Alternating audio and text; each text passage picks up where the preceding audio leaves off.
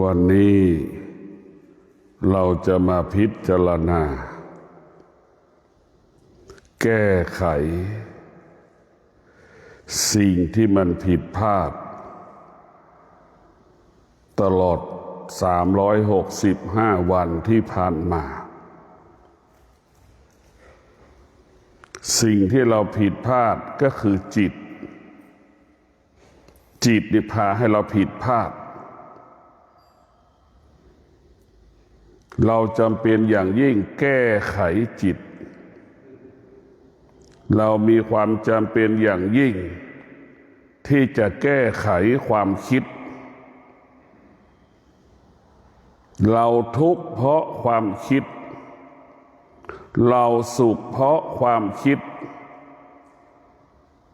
สุขก็ที่จิตทุกข์ก็ที่จิตมีเงิน100มีเงิน10,000มีเงิน100,000มีเงินล้านก็เพราะจิตเท่านั้นเป็นต้นกำเนิดหมดเนื้อหมดตัวหมดทุกอย่างก็เพราะความคิดเป็นเรื่องอดีตความคิดเป็นเรื่องอนาคตระหว่างที่มันจะไปถึงอนาคตเราก็ถูกหลอกไม่มีคนอื่นหลอกเราหรอกความคิดเราหลอกเราเองเราไปปรุงแต่งเองว่าเราจะได้เงิน100,000เงินล้านทำแบบนี้จะได้แบบนี้ทำแบบนี้จะได้อย่างนั้นทำเท่านี้จะได้เท่านั้นคิดเองเองนี่แหละเราจึงยากจนเพราะความคิดยากจนเพราะจิตเพราะจิตมีแต่ความคิดจึงพาชีวิตเราอับจนลำบากจากมีบ้านอยู่ที่สุดก็ไม่มีบ้านอยู่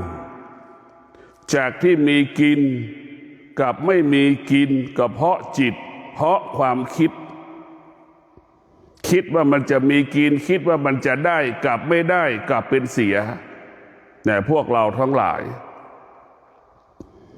เราต้องพิจารณาเราไม่มีบ้านอยู่ก็เพราะจิตมีบ้านอยู่ก็เพราะจิตทุกอย่างมาอยู่ที่จิตถ้าจิตไปอาศัยความคิดจิตนั้นก็จะหลงสิ่งที่เราทำเข้าใจว่าสิ่งที่เราทำมันจะเป็นแบบนั้นมันจะเป็นแบบนี้เข้าใจว่าสิ่งที่เราทำออกมาแล้วจะเป็นแบบนั้นได้เท่านั้นได้เท่านี้แต่ที่สุดมันไม่เป็นไปตามที่เราคิดเพราะระหว่างที่จะถึงอนาคตที่เราคิดมันก็มีสิ่งอื่นมาเบียดเบียนระหว่างทางมามีสิ่งอื่นมามีข้อแก้ตัวในพวกเราทั้งหลายความคิดเนี่ยเรายากจนเพราะความคิดและยากจนเพราะความคิดมันแปรสภาพตลอดชีวิตเราไม่เคยคิดว่าจะไปอาศัยเขากินไปอาศัยเขาอยู่ไม่เคยคิดเลยแต่วันนี้กลับไปอาศัยเขากินไปอาศัยเขาอยู่นี่แหละคือความคิดนี่แหละคือจิตมันแปรสภาพตลอดเวลาจิตนั้นมันแปรสภาพตลอดเวลามันหยุดไม่ได้มันหยุดไม่เป็นถ้าลิงมานั่งสมาธิได้เนี่ยคนจะร่ำรวยมหาศาลเพราะจิตมันไม่สงบคนถึงยากจนเศรษฐีก็ยังยากจนคนทุกคนก็ยากจนก็หมายความว่าเศรษฐีมันคือยากจนคือมันไม่สงบเนี่ยคือยากจนมันเป็นทุกข์เราสมมติขึ้นเองว่ามีทรัพย์แล้วมันจะมีความสุขนั่นคือความคิดพอเรามีทรัพย์แล้วมันก็ไม่มีความสุขคือเราหลงหมดความคิดเองเอง เหมือนศิลปินแห่งชาติวาดรูปเนี่ยศิลปินแห่งชาติมันรู้เฉพาะของมันเนี่ยมันรู้เฉพาะของมันคนอื่นไม่รู้เนี่ยพวกเราทั้งหลายศิลปินแห่งชาติรู้เฉพาะของมันคิดได้เฉพาะของมันจะวาดรูปมีความหมายมีวัตถุประสงค์เป้าหมายอะไรมันรู้เฉพาะของมันนั่นแหละรู้เฉพาะเราไปปรุงแต่งคิดแทนคนอื่นคิดแทนสิ่งที่เราทำคิดสิ่งที่ยังไม่เกิดมันผิดพลาดหมดเหมือนเราไปดูศิลปะที่ศิลปินวาดภาพศิลปะเราไป100 คนแล้วก็คิด100 อย่างเราไป100 คนก็ไปคิด100 อย่างเป็นอย่างนั้นเป็นอย่างนี้มันไม่ตรงวัตถุประสงค์ตามที่ศิลปินแห่งชาติมันวาดเช่นเดียวกับความคิดเราก็คิดแล้วมันก็ผิดพลาดพอผิดพลาดเกิดขึ้นแล้วยิ่งขาดสติมันก็ยิ่งทำให้เราซ้ำเติมเราอีกแต่พวกเราทั้งหลายปีเก่าก็คือปี 2568เนี่ยแก้ไขจิตแก้ไขความคิดงดใช้ความคิดกลับมาใช้สมาธิให้จิตมีสมาธิแต่พวกเราทั้งหลายจิตของเราเนี่ยมันเหมือนลิงอ่ะมันไม่สงบมันเหมือนแมลงวันมันไม่สงบมันเหมือนไก่มันไม่สงบมันเหมือนยุงมันไม่สงบพวกเราทั้งหลายความคิดเราเหมือนมะยุงมันรบกวนเราไหมนึกดูพิจารณายุงมันส่งเสียงดังใบหูแล้วนะมันทำลายเราไหมมันเบียดเบียนเราไหมนั่นแหละความคิดเปรียบเสมือนยุงความคิดเปรียบเสมือนของเหม็นพัฒนาได้ยาก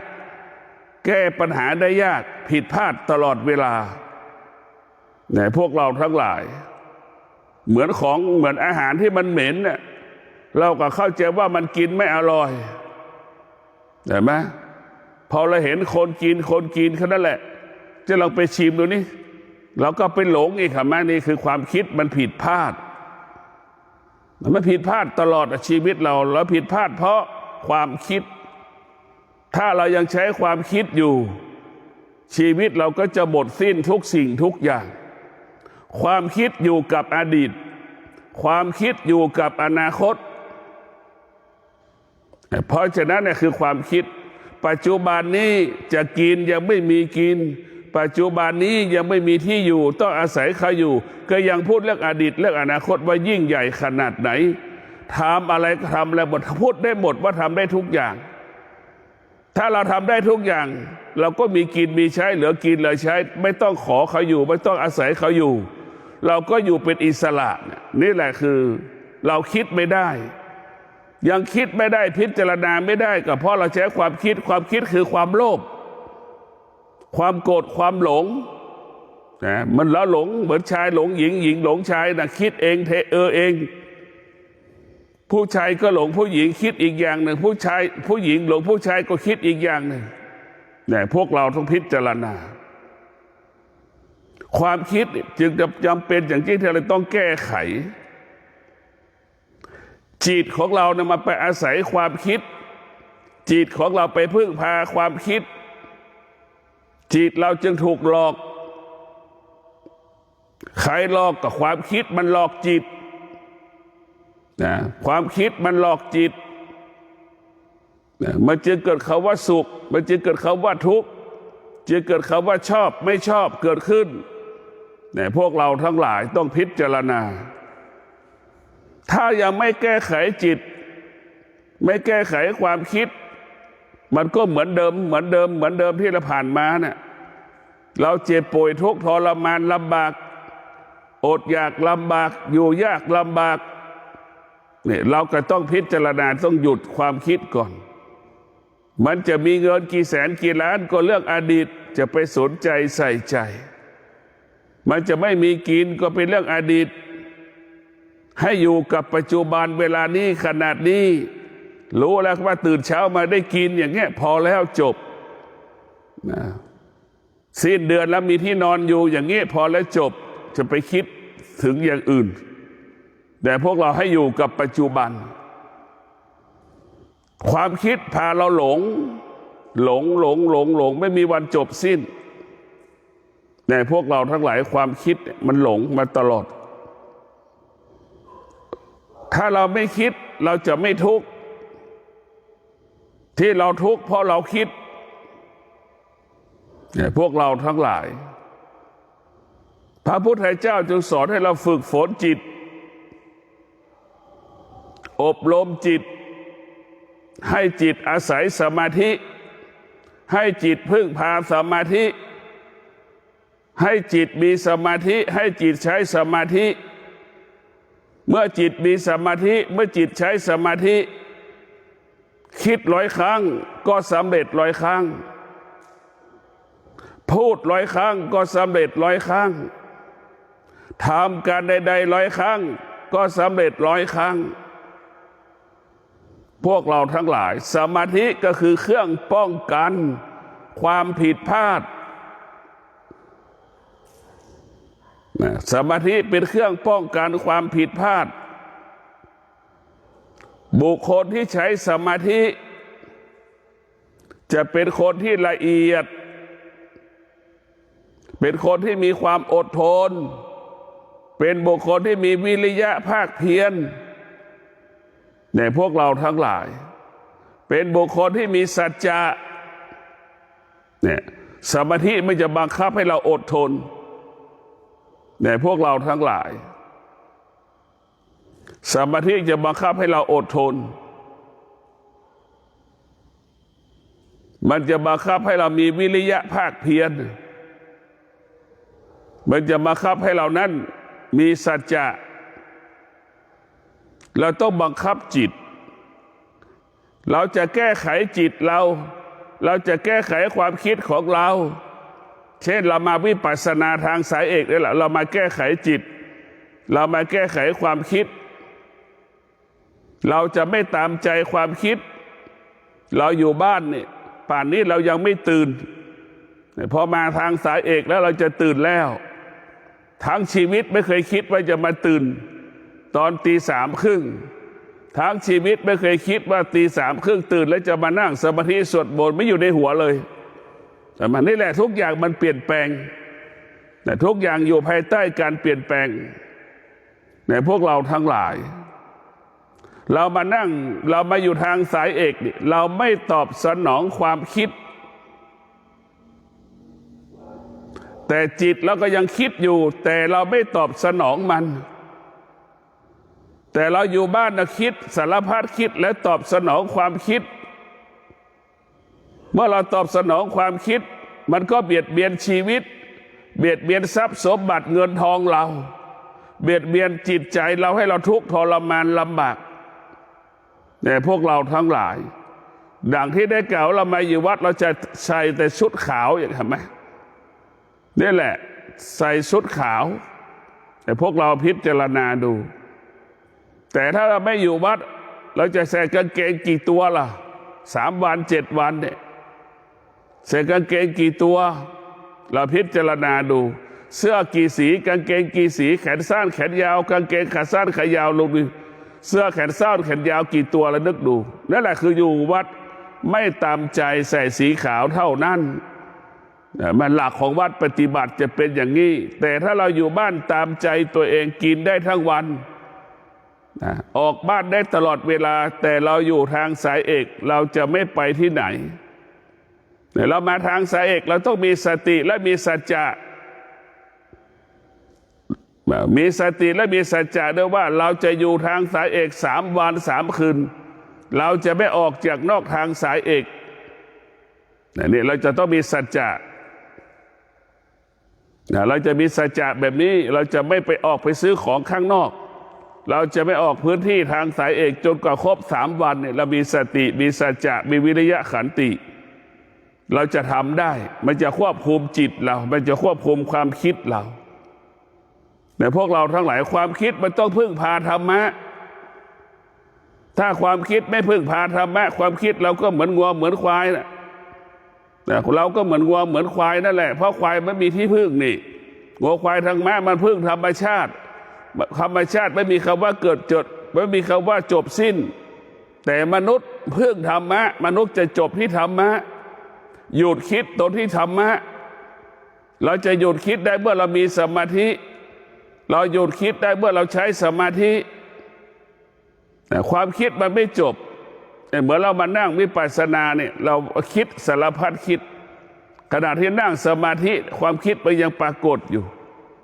เพราะฉะนั้นเราไม่ต้องไปเสียใจกับเรื่องอดีตทุกอย่างเริ่มต้นใหม่ได้ทุกอย่างมันเปลี่ยนแปลงได้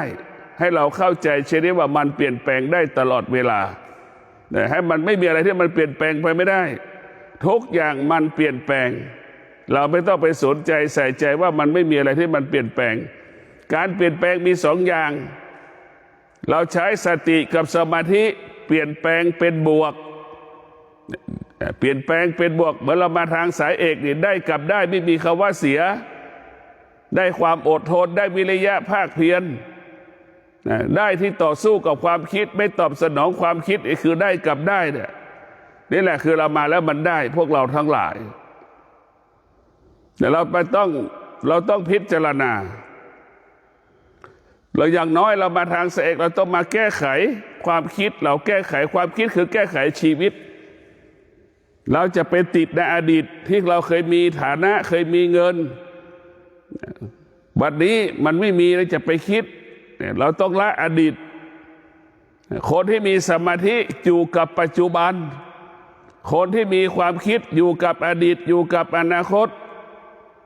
บุคคลใดอยู่กับอดีตอนาคตบุคคลนั้นก็จะทุกข์ทรมานลำบากแต่พวกเราทั้งหลายมันทุกข์ทรมานลำบากเหมือนหนามที่มันทิ่มเท้าเราเจ็บขนาดไหนเหมือนเศษแก้วทิ่มเท้าเราเจ็บปวดขนาดไหนคิดถึงอดีตคิดถึงอนาคตแต่พวกเราทั้งหลายอยู่กับปัจจุบันเนี่ยเรามีสมาธิเราอยู่กับปัจจุบันเราใช้สมาธิอยู่กับปัจจุบันเช้ามานี้มีข้าวกินจบนี่แหละคือดีที่สุดไม่ต้องคิดมากตื่นเช้ามาอีกวันมีข้าวกินก็จบนี่เรามาอยู่วัดเรางดการใช้เงินเห็นไหมเราไม่ตอบสนองเนี่ยเราอยู่บ้านเราใช้เงินทุกวันทุกเวลานี่แหละพวกเราทั้งหลายจงละอดีตให้ได้การจะละอดีตก็ต้องแก้ไขความคิดแก้ไขจิตให้จิตกลับมาพึ่งพาสติให้จิตมาพึ่งพาสมาธิถ้าจิตมีสติจิตมีสมาธิจิตจะมีพลังและในอานุภาพดังช้างในพวกเราทั้งหลายคำว่าผิดพลาดไม่เกิดมีแต่คำว่าสำเร็จมีแต่คำว่าสำเร็จจิตมันมีสติจิตมันมีสมาธิมีพลังดังอานุภาพดังช้างมีอำนาจดังเสือในพวกเราทั้งหลายมีความงดงามดังนกยุงพวกเราทั้งหลายต้องพิจารณาอำนาจอะไรก็แล้วแต่ก็สู้อำนาจแห่งธรรมไม่ได้อำนาจกฎหมายเป็นอำนาจที่ร้อนเป็นอำนาจที่มันเน่ามันเหม็นอำนาจของธรรมเป็นอำนาจที่เย็นหอมพวกเราทั้งหลายอำนาจของธรรมเป็นของเย็นของหอมพวกเราต้องพิจารณาลักษณะของธรรมะกับธรรมะเป็นเครื่องแก้ไขชีวิตธรรมะเป็นผู้ปรับปรุงเปลี่ยนแปลงชีวิตที่เราไม่มีธรรมะนี่แหละจึงทำให้เราลำบากเพราะเราไม่มีธรรมะที่เราลำบากเพราะเราขาดสติที่เราลำบากเพราะเราขาดสมาธิจึงพาให้เราหมดเนื้อหมดตัวก็เพราะเราไม่มีสมาธิเพราะเราไม่มีสติไม่สมบูรณ์สมาธิไม่สมบูรณ์จึงถูกกิเลสมันหลอกเมื่อถูกกิเลสมันหลอกมันก็หมดเนื้อหมดตัวพอหมดเนื้อหมดตัวโรคภัยไข้เจ็บก็มาเบียดเบียนคิดมากฟุ้งซ่านนี่แหละพวกเราทั้งหลายมันเป็นใครทำลายชีวิตเราไม่มีใครทำลายชีวิตเรามีแต่ตัวเราเท่านั้นทำลายชีวิตเราไม่มีคนไหนหลอกเราก็มีตัวเราที่หลอกตัวเราเองแต่ไม่มีใครโกหกเราได้มีแต่เราได้แหละโกหกตัวเราเองนะแต่คนส่วนมากเข้าใจว่าคนนั้นแบบเราหลอกเรา ที่มันหลอกเราเพราะเราหลงมันถึงหลอกเราเพราะเราไปยึดมั่นมันเราถึงมันหลอกมันแต่มาทุกอย่างมันเปลี่ยนแปลงน่ะเราไม่เคยคิดจะรักมันเลยกลับไปคิดรักมันเราไม่เคยจะคิดถึงมันเลยกลับไปคิดถึงมันนั่นแหละอันนั้นแหละเราถูกหลอกเพราะตรงนี้แหละแต่พวกเราทั้งหลายกลับมาสู่พึ่งพาตนเองอาศัยตนเองก็คืออาศัยสติให้จิตอาศัยสติให้จิตอาศัยสมาธิเมื่อจิตมีสติเมื่อจิตมีสมาธิจิตนั้นจะมีกำลังจิตนั้นจะไม่ถูกหลอกแต่จิตนั้นจะไม่ถูกสิ่งใดหลอกได้เมื่อจิตมีสติจิตมีสมาธิจิตก็เปรียบเสมือนจ็อกกี้ขี่หลังม้าสามารถควบคุมสิ่งต่างๆที่มีอยู่บนโลกนี้ได้สามารถอยู่เหนือสิ่งต่างๆที่มีอยู่บนโลกนี้ได้ดังจ็อกกี้อยู่หลังม้าเปรียบเสมือนโลกพระพุทธเจ้าก็เปรียบเสมือนคนขี่หลังม้าเป็นผู้รู้ความจริงของโลกพระพุทธเจ้าจึงชื่อว่าผู้รู้ความจริงของโลกเพราะฉะนั้นพวกเราทั้งหลายสติสมาธิมีพลังและอานุภาพควบคุมชีวิตเราได้สติสมาธิเปรียบเสมือนจ็อกกี้แต่พวกเราทั้งหลายม้าเปรียบเสมือนชีวิตของเราร่างกายของเราเมื่อเราสามารถควบคุมกายได้ทุกอย่างมันก็จบแต่พวกเราทั้งหลายสติจิตต้องอาศัยสติจิตต้องอาศัยสมาธิมันจึงสามารถควบคุมกายเราได้กายเราเปรียบเสมือนม้า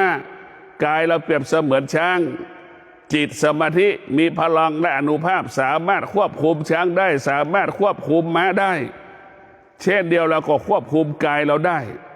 ควบคุมจิตเราได้เพราะจิตเรามีสติจิตเรามีสมาธิ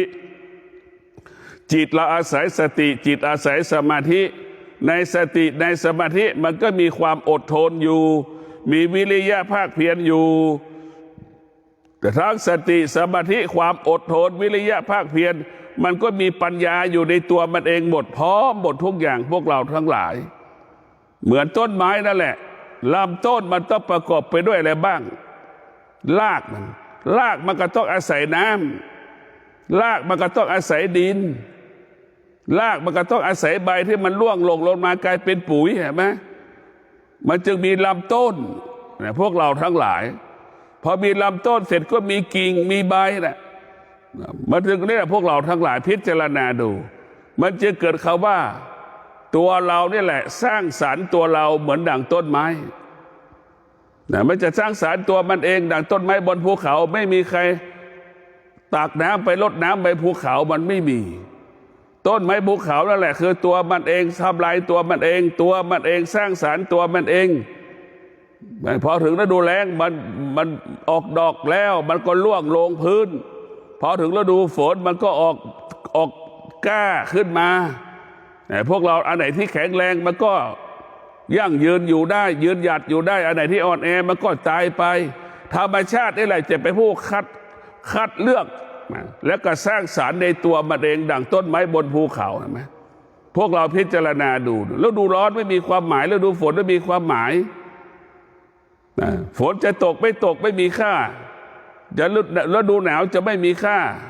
ฤดูร้อนก็ไม่มีค่าเพราะอะไรเพราะมันพึ่งพาตนเองอาศัยตนเองถ้าเราไปอาศัยคนอื่นเหมือนต้นไม้สวนสาธารณะเห็นไหมต้นไม้สวนสาธารณะไปอาศัยน้ำจากคนอื่นมาลดพอไม่ลดน้ำเลยตายนี่แหละเราไปเชื่อคนอื่นเราไปอาศัยคนอื่นเราก็ถูกหลอกเจ็บปวดทุกข์ทรมานลำบากขนาดไหนเราก็รู้อยู่ในพวกเราทั้งหลายเราต้องพิจารณาเราเจ็บปวดทุกข์ทรมานลำบากขนาดไหนเราก็ต้องพิจารณาเอาพวกเราต้องพิจารณาแก้ไขจิตแก้ไขความคิดชีวิตเปลี่ยนชีวิตมันเปลี่ยนทันทีเลยถ้าเราไม่มีความคิดทุกวันเราใช้ความคิดควายก็ใช้ความคิดเนี่ยควายก็พิจารณาหมาก็จะพิจารณามันเจอแล้วมันก็พิจารณาอยู่มันใช้ความคิดอยู่แต่คนนั้นมีสติควบคุมมีสติควบคุมจิตควบคุมจิตควบคุมความคิด ราะฉะนั้นจะทำอะไรมันคิดหน้าคิดหลังนะคนที่มีสติจะคิดว่าผิดพลาดแล้วจะทำยังไงมันคิดแบบนี้นะถ้าสติมันจะไม่หลงนะมันจะหาเครื่องป้องกันไว้รอเลยถ้าผิดพลาดตรงนี้ไปเอาตรงนี้มีสิ่งนี้อยู่ทำแบบนี้แบบนี้มันก็จะอยู่ได้แต่ถ้าเราใช้ความคิดมีความคาดหวังมีความคาดหวังนะพวกเราทั้งหลายความคิดคือความคาดหวังว่าจะได้สิ่งนั้นจะได้สิ่งนี้จากตรงนั้นตรงนี้พอถึงจริงๆมันไม่เจ็บมันไม่เป็นความจริงมันจึงทำให้เราเกิดคำว่าหมดเนื้อหมดตัวลำบากนี่แหละพวกเราต้องพิจารณาชีวิตของเรานั้นมันก็ลำบากมันก็ไม่ใช่ง่ายๆแต่พวกเราต้องพิจารณา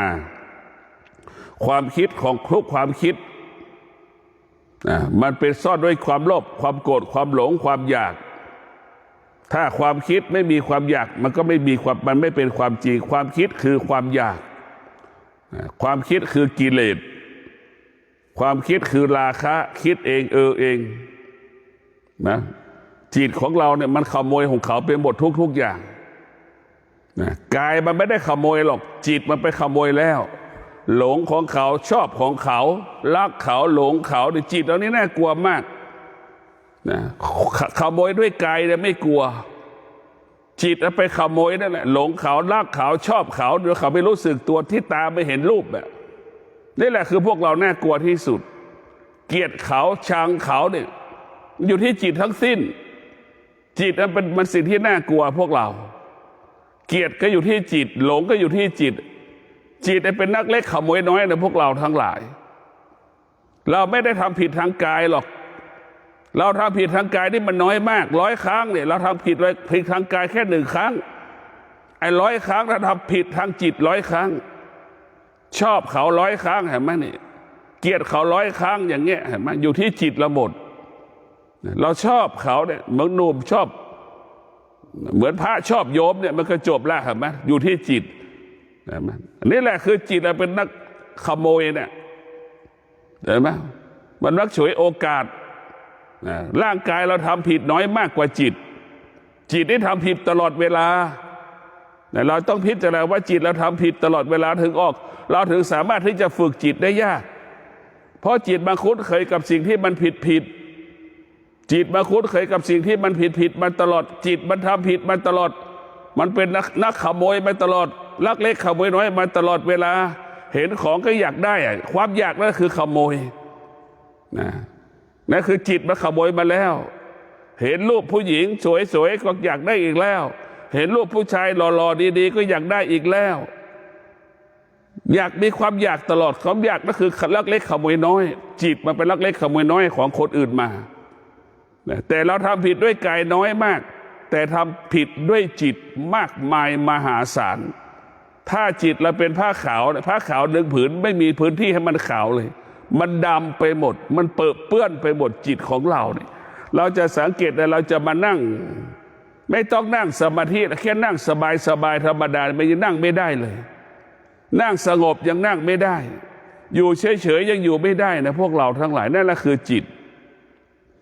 มันหลอกเราตลอดเวลามันไม่เคยสงบเพราะจิตมันอยู่คุ้นเคยกับสิ่งที่ผิดจิตมันคุ้นเคยกับสิ่งที่ผิดพอจะบังคับให้มันนั่งสมาธิบังคับให้มันอยู่กับความสงบมันถึงไม่อยู่มันถึงต่อต้านจิตเราก็เหมือนช้างที่อยู่ในป่าล่ะพวกเราทั้งหลายจิตเราเหมือนช้างที่อยู่ในป่าเห็นไหมมันตัวใหญ่ขนาดไหนล่ะมันรุนแรงขนาดไหนล่ะช้างอยู่ในป่าเหมือนเสืออยู่ในป่านะมันรุนแรงขนาดไหนล่ะเราธรรมะของพระพุทธเจ้าเปรียบเสมือนคนที่จับช้างธรรมะของพระพุทธเจ้าเปรียบเสมือนคนที่ฝึกช้างธรรมะพระพุทธเจ้าเปรียบเสมือนคนจับเสือธรรมะพระพุทธเจ้าเปรียบเสมือนคนฝึกเสือเห็นไหมพวกเราทั้งหลายธรรมะก็หมายถึงสติวิริยะความภาคเพียรความอดทนเห็นไหมเรานึกดูดิธรรมะของพระพุทธเจ้าก็คือสติสัจจะวิริยะขันติ ให้เรามีความตั้งมั่นในการจับช้างที่สุดเราก็จับช้างได้นั่นคือธรรมะธรรมะก็หมายถึงความอดทนธรรมะก็หมายถึงวิริยะภาคเพียรโลกใบนี้มันกลัวที่สุดกลัวความอดทนกลัววิริยะภาคเพียรบุคคลใดก็แล้วแต่ถ้ามีความอดทนมีวิริยะภาคเพียรคำว่าไม่มีคำว่าทำไม่ได้ไม่มีคำว่าไม่สำเร็จไม่มีดังคนจับช้างป่าเมื่อมีความอดทนเมื่อมีวิริยะภาคเพียรแล้วสามารถจับช้างป่าได้สามารถฝึกช้างป่าได้จนถึงที่สุดคนสามารถอยู่กับช้างได้จนถึงที่สุดช้างสามารถอยู่กับคนได้นั่นแหละพวกเราทั้งหลายที่สุดจิตมันก็ยอมธรรมะนะกว่าจะจิตแล้วมันจะฝึกได้มันต้องใช้เวลายาวนานดังควานช้างจับช้างนั่นแหละกว่าควานช้างจะฝึกช้างได้นะใช่ไหมกว่าช้างจะอยู่กับคนได้กว่าคนจะอยู่กับช้างได้ต้องใช้เวลายาวนานการฝึกจิตจะให้จิตเป็นคุ้นเคยกับกายให้จิตคุ้นเคยกับกายนั้นต้องใช้เวลายาวนาน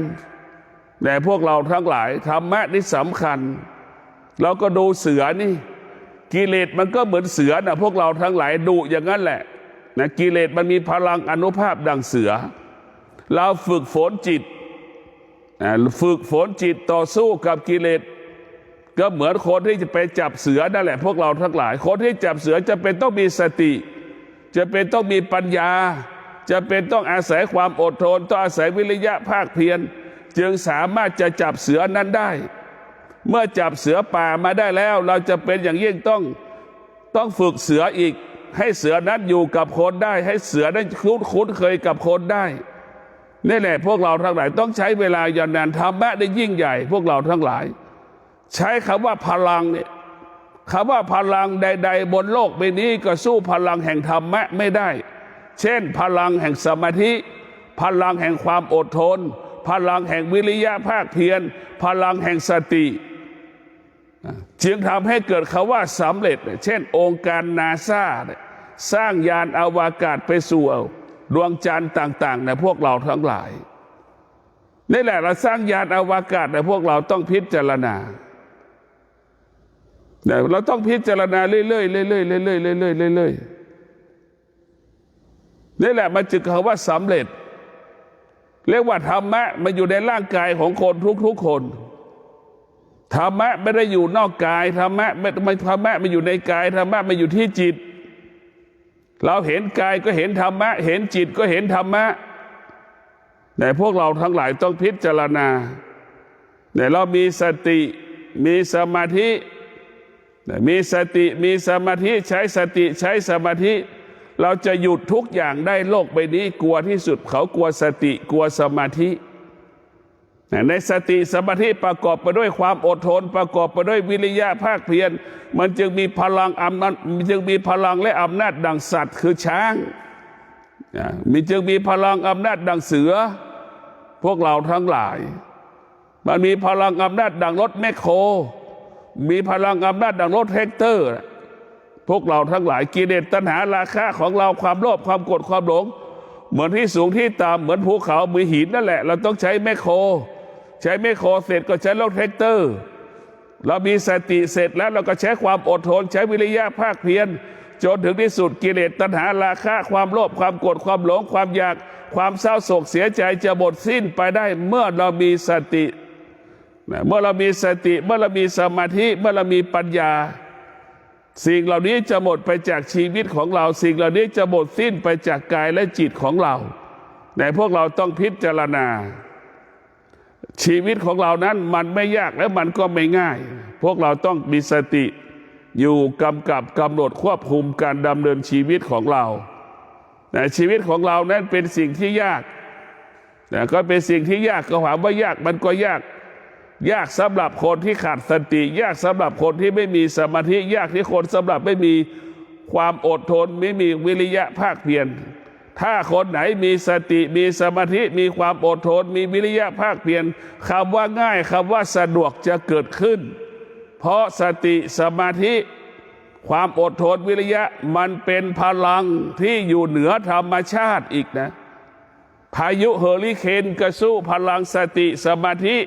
พลังความอดทนพลังแห่งวิริยะภาคเพียรไม่ได้นะพวกเราทั้งหลายพลังสติสมาธิความอดทนวิริยะภาคเพียรนี่มันเกิดขึ้นได้ตลอดเวลา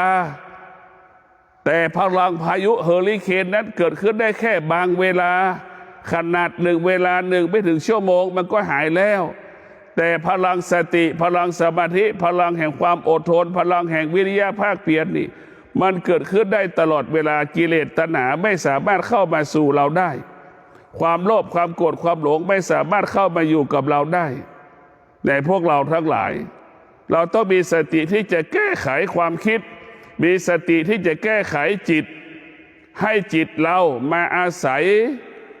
สมาธิให้จิตเรามาอาศัยสติให้จิตพึ่งพาสติพึ่งพาสมาธิจิตนั้นจะมั่นคงจิตนั้นจะยั่งยืนจิตนั้นจะงอกงามเมื่อจิตมีสมาธิเมื่อจิตมีสติจิตนั้นจะเป็นจิตของผู้รู้ทั้งหลายต้องก็ประกอบด้วยสติสมาธิจึงเกิดคำว่าปัญญาสติสมาธิจึงเป็นบ่อเกิดแห่งปัญญาเมื่อมีสติมีสมาธิมันมีปัญญาแล้วมันจะเข้าใจสิ่งที่เกิดขึ้นบนโลกนี้ว่ามันไม่เที่ยงมันจะเข้าใจว่าเส้นผมของเรามันไม่เที่ยงหนังหัวเรามันก็ไม่เที่ยงใบหูเรามันก็ไม่เที่ยงหน้าผากเรามันก็ไม่เที่ยงลูกกระตาเรามันก็ไม่เที่ยงหน้าตาเราใบหน้าเรามันก็ไม่เที่ยงฟันเราก็ไม่เที่ยงจมูกมันก็ไม่เที่ยงลิ้นเรามันก็ไม่เที่ยงฟันเราก็ไม่เที่ยงแต่พวกเราทั้งหลายเนี่ยมันเรียกว่าปัญญาจะเข้าใจความเป็นจริงของร่างกายเราไม่เที่ยงหมายความว่ามันเปลี่ยนแปลงมันเสื่อมมันคงที่ไม่ได้มันแปรสภาพอยู่ตลอดเวลาพวกเราต้องพิจารณาว่าชีวิตของเรานั้นมันเปลี่ยนแปลงและแปรสภาพไปตลอดเวลาพวกเราต้องมีสติที่จะแก้ไขโดยเฉพาะวันนี้ใกล้วันส่งท้ายปีเก่าแล้วเราจะเป็นต้องทบทวนชีวิตการทบทวนชีวิตเราต้องอาศัยความสงบถ้าไม่สงบเราจะไม่สามารถทบทวนชีวิตได้พวกเราทั้งหลายเราต้องกลับมาอาศัยความสงบนี่แหละเป็นผู้ที่แก้ไขชีวิตอาศัยสติเป็นผู้แก้ไขชีวิตเนี่ยเราต้องพิจารณาจะทำอย่างไรเราจะอยู่กับความแก่ที่มันปรากฏเราจะอยู่กับความเจ็บที่มันปรากฏเราจะอยู่กับความตายที่กำลังมาเกิดครั้งหน้าเราจะอยู่ยังไงเราต้องรู้จักตนเองถ้าเราอาศัยเขาอยู่เราต้องเป็นไปตามเขาที่เขาบอกถ้าเราจะอยู่กับเขาเราต้องไปทำตามที่เขาบอกถ้าเราไม่ทำตามที่เขาบอกตามกฎระเบียบวินัยแล้วเราก็ไม่สามารถอยู่ได้คนที่ให้เราอยู่คนเขาก็ไม่ให้เราอยู่เพราะฉะนั้นเราต้องรู้จักตนเองสัมมะก็หมายถึงสติจะให้รู้จักตนเองเราไปอยู่ที่ไหนเราก็ทำตามกฎระเบียบกติกาที่นั่นเราจะต้องสำรวมกายวาจาใจเราจะงดในการพูดยิ่งพูดความผิดพลาดก็จะเกิดเพราะฉะนั้นเราไม่ต้องพูดเมื่อไม่พูดมันไม่ผิดถ้าเราผิดเพราะเราพูดนี่แหละพวกเราทั้งหลายเราจะต้องหยุดในการพูดในการเจรจาสื่อสารเช่นเรามาทางสายเอ็ดก็งดการพูดสงบนิ่งอย่างเดียวก็พอเราพูดเสร็จมันก็เป็นเชื้อโรคเชื้อร้ายเกิดขึ้นอีกเสียใจเกิดขึ้นอีกดีใจเกิดขึ้นอีกไปสร้างเวรสร้างกรรมอีกมันจะเป็นเวรเป็นกรรมตามมาอีกพวกเราทั้งหลายกรรมทั้งหลายเกิดจากความคิดนี่แหละกรรมทั้งหลายเกิดจากการกระทำของเราทั้งหมดทั้งสิ้นชั่วก็ดีเกิดที่การกระทำดีก็ดีเกิดที่การกระทำพวกเราจะเห็นได้ว่าเราได้เงินล้านก็อยู่ที่เรากระทำเราหมดเนื้อหมดตัวก็อยู่ที่การกระทำของเราทั้งหมดเราจะเป็นอย่างยิ่งที่ต้องพิจารณาธรรมะอันเป็นคำสอนของพระพุทธเจ้านะมันเป็นสิ่งที่ประเสริฐที่สุดแต่พวกที่บุคคลที่มีสติเช่นส่งท้ายปีเก่าเราก็จะมีสติที่จะมาทบทวนชีวิตมาอาศัยสถานที่ดับอารมณ์ดับความทุกข์ดับความคิดมาอาศัยวัดเพิ่มมูลค่าให้กับชีวิตเราดีอยู่แล้ว เราก็มาหาวิธีที่ป้องกันให้มันดียิ่งขึ้นไปมันดีอยู่แล้วเราจะทำยังไงให้มันดียิ่งขึ้นไปเนี่ยพวกเราทั้งหลายแต่มันดียิ่งขึ้นไปก็ดีแค่มีสติกับมีสมาธิมันจะดียิ่งขึ้นไปเนี่ยพวกเราทั้งหลายต้องมากลับมาใช้สติกลับมาใช้สมาธิมันจะเกิดคำว่ายิ่งขึ้นไปก็คือเจริญมีมากขึ้นไปทวีคูณขึ้นไปนั่นแหละแต่ที่เราเสียหายเดือดร้อนก็เพราะเราไม่มีสติไม่มีสมาธินั่นแหละเนี่ยแล้วก็มาแก้ไขเราก็งดการใช้ความคิดความคิดพาให้เราเกิดความทุกข์เราก็ต้องแก้ไขตรงนี้ในพวกเราต้องมีสติที่จะแก้ไขจิตมีสติจะแก้ไขความคิดหยุดความคิดหยุดอารมณ์หยุดความรู้สึกโกหกตัวเองทั้งสิ้นพวกเราทั้งหลายเราจะไปลืมละพิจารณาในจิตของเรานี่มันเป็นนักต้มตุ๋นนะมันหลอกเราตลอดเวลาจิตหลอกจิตเห็นไหมพวกเราทั้งหลายจิตมันหลอกจิตจึงอยากฝากให้เราได้พิจารณาว่าจิตมันหลอกจิตเมื่อเรารู้ว่าจิตมันหลอกจิตเราจะเป็นต้องแก้ไขที่จิตนะแก้ไขที่จิตถ้าเราไม่แก้ไขที่จิตแล้วจิตเรามันจะพาเราทุกวันเหมือนเราสุขทุกวันทุกวันเพราะจิตมันไม่มีสมาธิจิตมันขาดสติจิตมันอ่อนแอจิตมันหวั่นไหวพวกเราต้องมีความจำเป็นอย่างยิ่งที่จะแก้ไขจิตของเราให้อยู่ในคูณของความดีงามพวกเราทั้งหลายต้องมีสติที่จะออกจากความคิดต้องอาศัยสมาธิสติจิตมีสมาธิจิตมีสติบุคคลผู้นั้นจะมีพลังและมีอำนาจสติสมาธิมีอำนาจดังครูบาเจ้าศรีวิชัยยังหลวงปู่มั่นของเรามีสติมีสมาธิเหมือนหลวงปู่โตมีอภิญญาแก่กล้าจนมีฤทธิ์มีเดชมีพลังและมีอานุภาพพวกเราทั้งหลายเราต้องแก้ไขบุคคลที่มีสติบุคคลที่มีสมาธิจะเป็นบุคคลที่สำรวมกายวาจาใจบุคคลที่มีสติบุคคลที่มีสมาธิเป็นบุคคลที่ไม่ประมาทพวกเราทั้งหลายเป็นบุคคลที่ไม่ประมาทนั่นแหละเป็นคนบุคคลที่มีสติเป็นคนที่มีสติเป็นบุคคลที่รู้จักตนเองนี่เรามาอยู่ทางสายเอกเราจะต้องดำรงตนประพฤติตนตามบทกรรมระเบียบข้อบังคับของทางสายเอกอย่างนี้แหละเรามีสติสมาธิเราก็จะไม่ผิดกฎเกณฑ์กติกาเราก็ทำตามกฎเกณฑ์กติกาเราก็อยู่ได้เมื่อเราอยู่ได้เราก็ชีวิตเราก็ไม่ต้องกังวลใจใดๆทั้งสิ้นตื่นเช้ามาก็มีกินเนี่ยเมื่อเรามีระเบียบเราก็มีกินง่ายๆเมื่อเราไม่มีระเบียบเราก็ไม่มีกินไม่มีบ้านอยู่เพราะเราไม่มีระเบียบคือหลักของธรรมะนี่มันง่ายๆมันไม่ใช่เรื่องใหญ่โตแต่เราคิดไม่ได้เพราะความอย่างที่บอกว่าจิตมันอยู่กับความชั่วมาทั้งชีวิตจิตเรานั้นมันอยู่กับความไม่เป็นจริงมาทั้งชีวิตอยู่เรามานั่งสมาธิจิตมันจะสงบมันยากมากเหมือนเราไปจับช้างอยู่ในป่าน่ะช้างมันจะจับช้างได้ต้องใช้เวลายาวนาน